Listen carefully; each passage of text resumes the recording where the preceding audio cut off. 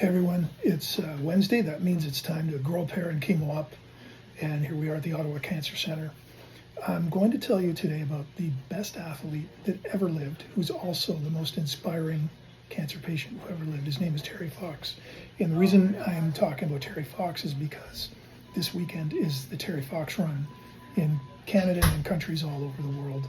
And a lot of people don't know who Terry Fox was. Terry Fox was a college basketball player. He was also a cross-country runner.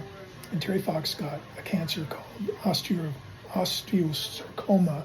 Sorry, that's a tough one to wrap your lips around sometimes.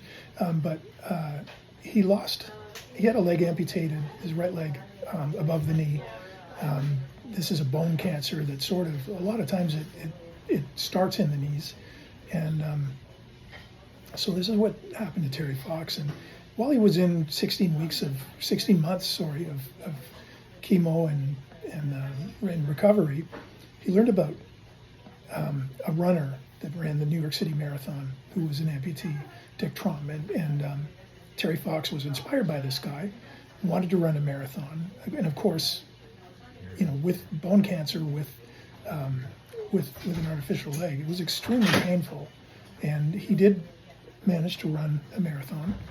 And then he got the crazy idea that he was going to start his Marathon of Hope. So he was going to run to raise awareness for cancer research. He was going to run from the East Coast in St. John, Newfoundland, all the way to the West Coast to Vancouver, dip his artificial leg in the ocean on each side. And to do this, he was going to run the equivalent of a marathon, 26 miles every single day while he had cancer. And I mean, just think of that. I mean, an elite marathon runner runs, 5, 6, 7 marathons a year. He was running one every day. So we got to see Terry Fox when he came here to Ottawa. It was on July 1st, 1980. And there were 16,000 people at a Canadian Football League game. I was there with my dad and my uncle. And Terry Fox came out to perform the ceremonial opening kickoff with his prosthetic leg. And he hadn't been a really big news story. People didn't really take it seriously. No one really paid attention to it.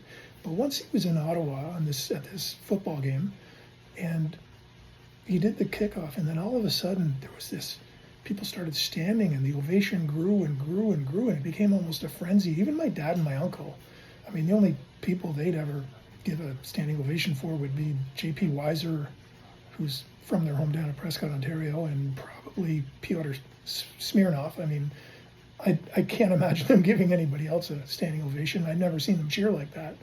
But that's the impact Terry Fox had. 10 days later, he was in Toronto, and all of a sudden, what started in Ottawa, people started paying attention to him. And by the time he got to Toronto 10 days later, it was a thing. And he was starting to get checks and donations for cancer research for coming in droves. Bobby Orr even gave him a check for $25,000, and he was a huge Bobby Orr fan. And Terry Fox said before he passed away that was the highlight of his journey. He made it all the way to Thunder Bay, which is across the lake from Duluth, Minnesota, if you're looking at a map, if you're in the United States. And he had to stop in Thunder Bay because he was having problems with his heart enlarging, and just the toll that he took on his body. So he ran 26 miles a day, every day, for 143 straight days. Like, imagine running a marathon every day for 143 days in a row. It's 3,339 miles he covered. And then when he had to stop his marathon, there was a national telethon in Canada on CTV to raise money for cancer research, and it made millions. And the next year, the Terry Fox Run was started by a hotel magnate and architect in Canada named Izzy Sharp, who's 93 years old now, and Izzy had lost a child to cancer. And Izzy was sort of the first, when he was in Montreal, when Terry Fox was in Montreal, Izzy became like the first big donor to the Terry Fox Run, and really helped it get off the ground. And the annual Terry Fox Run, Izzy was the one who basically was the man behind starting it.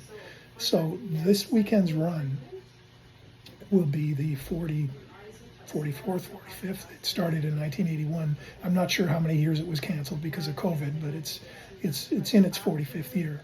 And here's the amazing thing is since Terry Fox first dipped his foot in the ocean, $850 million has been raised for cancer research.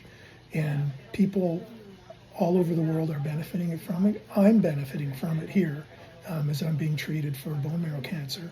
And 10 years ago, the type of multiple myeloma I had would have been a death sentence. And now everything's fantastic because the research is advanced and advanced and advanced. A lot of this is because of the work Terry Fox has done. So if you get a chance to participate in the Terry Fox Run or make a pledge to somebody who is participating, please do it. If you want to donate online, just Google it or ask ChatGPT how to donate. I mean, it's not too hard to figure it out. And that's I don't think there's been a better person, a better hero in Canada ever than Terry Fox. So it's a great day to be alive. Thanks for watching, and God bless all of you.